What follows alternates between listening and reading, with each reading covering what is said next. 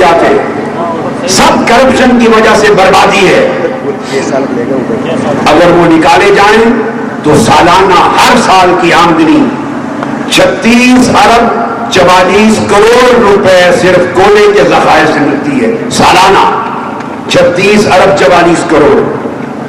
फिर उसके बाद तेल के ज़खायर हैं, तेल के Pakistan mineral profile of Pakistan geological सर्वे उसके मुताबिक और US American energy information administration इनकी दी हुई तफसीलात के मुताबिक ये जो क्रूड ऑयल है उसके ज़खायर, उसमें 30 crore barrel, 30 crore barrel annually निकल सकते हैं।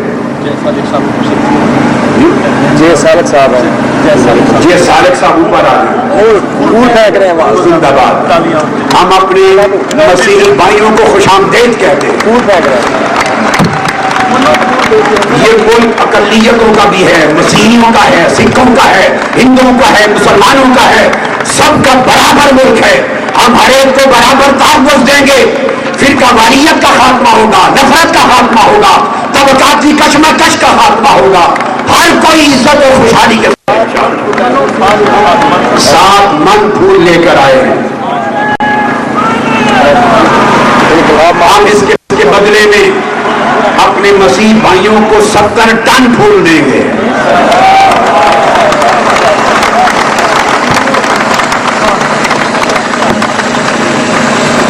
तो सिर्फ कोई ऑयल तेल के ज़खायर से पाकिस्तान को 2 खरब 56 अरब रुपए की सालाना आमदनी इजाफा हो सकता है। तेल के ज़खायर से 2 खरब 56 अरब रुपए सालाना ये कौमी खजाने में बढ़ता है। फिर उसके बाद गवादर पोर्ट है जो आज तक नहीं बन सकी, जो हुकूमत आती है फ्रॉड चलता है। गवादर दुबई बन सकता है, गवादर हांगकांग बन सकता है, गवादर सिंगापुर बन सकता है, मगर कौन बनाए, कौन बनाए? इनकलाबियों की हुकूमत आएगी तो बनेगा। लुटेरे जाएंगे तो वो गवादर बनेगा दुबई, हरामखोर जाएंगे तो गवादर सिंगापुर बनेगा। हम पूरा मुल्क अपने कदमों पे खड़ा होगा इंशाअल्लाह। उस गवादर पोर्ट से हम सालाना कान खोल के सुनने, सीने पर हाथ रखकर अगर वो आबाद हो जाए तो 20 खरब रुपए सालाना उसमें से आमदनी आ सकती है। 20 खरब रुपए। मगर इस सारे जराए और वसाइल को पाकिस्तान में पैदा करने के लिए जरूरी है कि गो नवाज गो,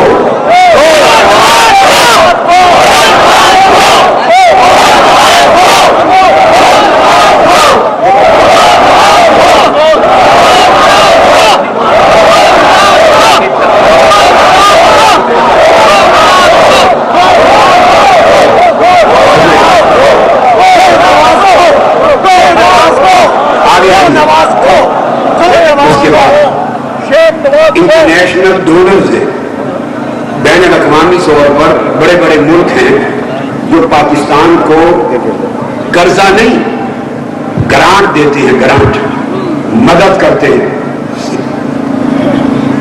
वो जो डोनर कंट्रीज और एजेंसीज हैं वो पाकिस्तान को सुनिए जो पैसा देते हैं बतौर ग्रांट, वो देते हैं एजुकेशन के लिए, तालीम के लिए, वो देते हैं वोकेशनल ट्रेनिंग के लिए, वो देते हैं हेल्थ के लिए, सेहत के लिए, वो देते हैं एजुकेशन के लिए, तालीम के लिए, वो देते हैं वीमेन वेलफेयर के लिए, औरतों की वेलफेयर के लिए, वो औरतों के लिए देते हैं। उठा लो बेटे, जिस मुल्क में सबसे ज्यादा मजलूम हैं जाके देखो देहातों में औरतों का क्या हाल है।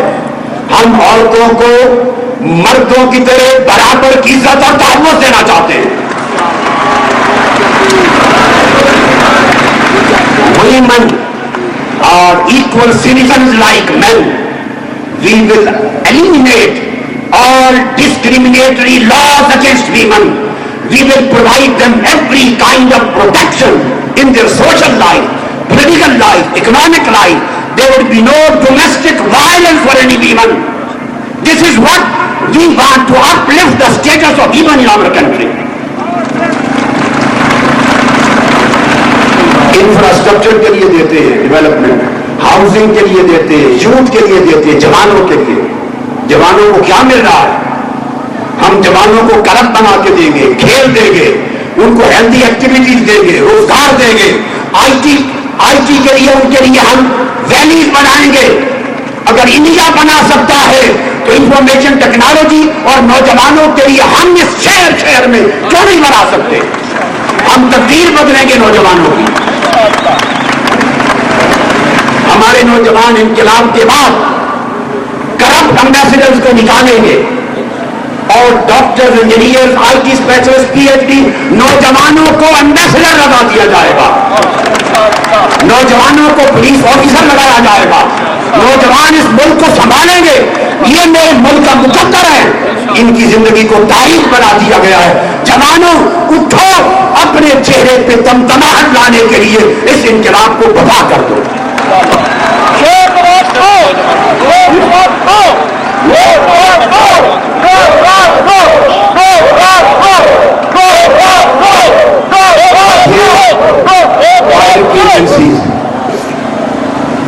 وہ تقریباً 17 ارب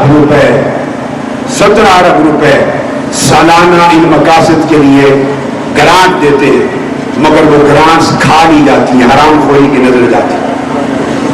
یہ 6 سورسز ہوئے. 7واں زکات. اندازہ کریں زکات میں بھی کرپشن. یہ خدا سے بھی کرپشن کرنے سے باز نہیں آتا. اللہ کے حق میں بھی کرپشن. اللہ کے حق میں بھی زکات اللہ کا حق ہے جو اس کے غریب بندوں کی ضرورت ہے, غریب بندوں کے لیے. اگر 10% پاکستانی زکات دے, 2.5% ہوتی ہے زکات, اور اوسط سالانہ آمدنی 5 لاکھ روپے رکھ لی جائے, صرف 5 لاکھ والے, حالانکہ زیادہ آمدنی والے لوگ ہیں, اور 10% لوگ زکات دیں تو یہ 200 ارب سے زائد سالانہ کی وصولی ہوتی ہے. غریبوں کے مقدر کو بدلنے کے لیے یہ بھی استعمال ہوگی. الغرض پھر لوٹی ہوئی دولت. 8واں پوائنٹ,